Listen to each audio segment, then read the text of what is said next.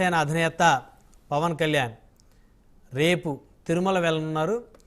ఏదైతే తిరుమల స్వామివారి లడ్డూ ప్రసాదంలో కల్తీ జరిగిందనేటువంటి ఒక అంశాన్ని ముఖ్యమంత్రి చంద్రబాబు నాయుడు ఆయన నోటితోటైనా చెప్పినప్పుడు అప్పటి నుంచి కూడా ఉప ముఖ్యమంత్రి పవన్ కళ్యాణ్ మరి స్వామివారికి జరిగినటువంటి అపచారానికి సంబంధించి ఆయన ప్రాయశ్చిత దీక్షను చేపట్టారు. దాదాపు 11 రోజుల పాటు నియమనిష్టలతోటి ఈ దీక్షను ఆయన చేసి 11 రోజుల తర్వాత ఈ దీక్షను విరమించనున్నారు.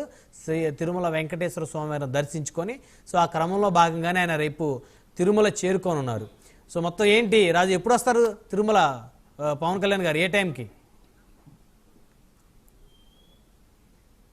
అయితే బ్రహ్మనాయుడు వాస్తవంగా అయితే డిప్యూటీ సీఎం పవన్ కళ్యాణ్ సంబంధించినటువంటి షెడ్యూల్లో కొన్ని మార్పులు చోటు చేసుకుని ఆయన వాస్తవంగా ఎల్లుండి తిరుమలకు రావాల్సి ఉంటే ఆయన రేపే తిరుమలకు వస్తారు. రేపు సాయంత్రం అలిపిరి పాదాల మండపం దగ్గర ప్రత్యేక పూజలు చేసిన తర్వాత ఆయన మెట్ల మార్గం గుండా తిరుమలకు చేరుకుంటారు. చేరుకొని ఆయన 2 రోజుల పాటు తిరుమలలో ఉండి అక్కడే ఆయన చేపట్టినటువంటి ఏదైతే ఈ ప్రాయశ్చిత్త దీక్ష ఉందో దాన్ని ఆయన విరమింపజేస్తారు. మరోపక్క అక్కడ ఉన్నటువంటి అన్నప్రసాదానికి సంబంధించినటువంటి కౌంటర్స్ కావచ్చు, అంతేకాకుండా ఆ లడ్డూ ప్రసాద విక్రయ కేంద్రాలు ఏవైతున్నాయో వాటిని ఆయన పరిశీలించేటటువంటి పరిస్థితి ఉంది. అలాగే అన్న సత్యనారాయణ చేరి అక్కడ భక్తులకు అందించేటటువంటి అన్నప్రసాద సక్రమంగా అందుతున్నాయా లేదా అనేటువంటి అంశాలు ఆయన చూస్తున్న తర్వాత టీటీడీకి సంబంధించినటువంటి అధికారులతో ఆయన సమీక్ష కూడా నిర్వహిస్తారు. బుధవారం రాత్రి అంతా కూడా కొండ మీద ఉండి, అంటే 2వ రోజు అంటే రేపు వస్తారు ఆయన, రేపు నైట్ కొండ మీద ఉంటారు. అలాగే ఎల్లుండి నైట్ కూడా కొండ మీదే బస్ చేసి ఎల్లుండి సాయంత్రం అంటే గురువారం సాయంత్రం 4 గంటలకు కొండకి తిరిగి తిరుపతిలో వారాహి సభ నిర్వహిస్తారు. ఈ వారాహి సభలో ఆయన మాట్లాడిన తర్వాత విజయవాడకి తరలిపోతూ ఉన్నటువంటి పరిస్థితి. సో ఈ సెప్టెంబర్ 22వ తేదీన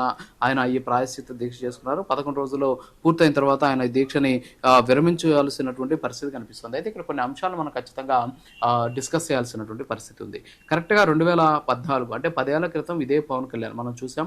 పవన్ కళ్యాణ్ రాజకీయాల్లోకి వచ్చినటువంటి నేపథ్యంలో 2014 మార్చిలో జనసేన పార్టీని స్థాపించినటువంటి సందర్భంలో పవన్ కళ్యాణ్ సంబంధించినటువంటి పరిస్థితి ఏంటి, ఆ రోజు ఉన్నటువంటి పరిస్థితి ఏంటి, ఆయన వాస్తవంగా ఆ రోజు ఆయన ఏదైతే సెక్యులరిజంకి సంబంధించి అనేక రకాలైనటువంటి వ్యాఖ్యలు చేశారు. ఎస్పెషల్లీ ఆయన చోగు వీరాని ఆదర్శంగా తీసుకొని ఆ రోజు ఆయన చేసినటువంటి వ్యాఖ్యలు కావచ్చు, ఎస్పెషల్లీ యువతని ఆయన అటువైపు ఆకర్షితులు చేసినటువంటి పరిస్థితి.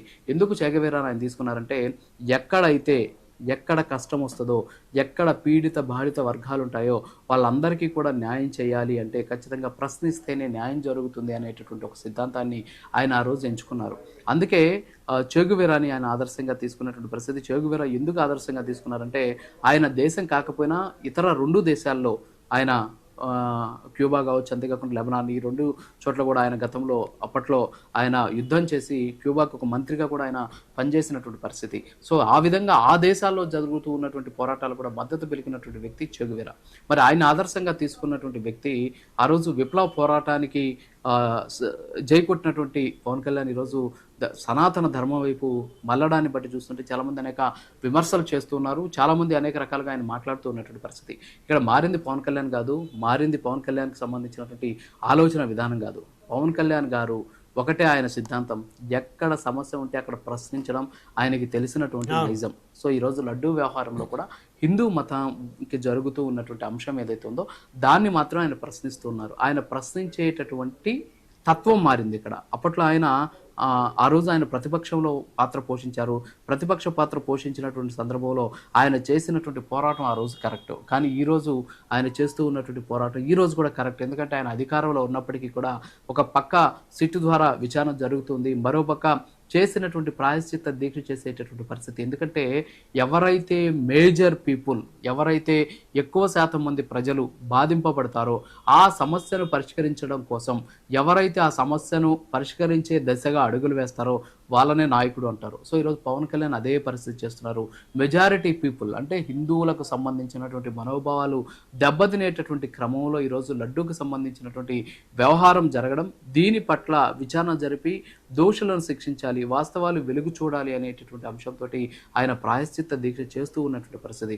చాలా మంది అంటున్నారు ఆ రోజేమో ఆయన అలా మాట్లాడారు, ఈ రోజేమో ఇలా సనాతన ధర్మం వైపు చూస్తూ ఉన్నారు, ఆ రోజు సెక్యులరిజం నుంచి సనాతన ధర్మం వరకు ఆయన చూస్తూ ఉన్నటువంటి పరిస్థితి అని చెప్పేసి చెబుతూ ఉన్నటువంటి పరిస్థితి. సో ఏదైనప్పుడు కూడా పవన్ కళ్యాణ్ గారు ఈరోజు చేస్తూ ఉన్నటువంటి దీక్ష ద్వారా చాలా మందికి కూడా చాలా అంశాలను ఆయన బోధపడేలా చేస్తున్నారు. ఎందుకంటే సమస్య వచ్చినప్పుడు ఆవేశంతో దాని మీద పోరాటం చేయడం ఏ విధంగా రైట్ అని గతంలో చెప్పానో, అదే విధంగా ఆ ఉన్నటువంటి సమస్య పరిష్కారం కోసం శాంతియుత మార్గంలో చేసేటటువంటి ఆందోళన కూడా ఖచ్చితంగా సత్ఫలితాలు ఇస్తుంది అని చెప్పేటటువంటి ప్రయత్నం చేశారు.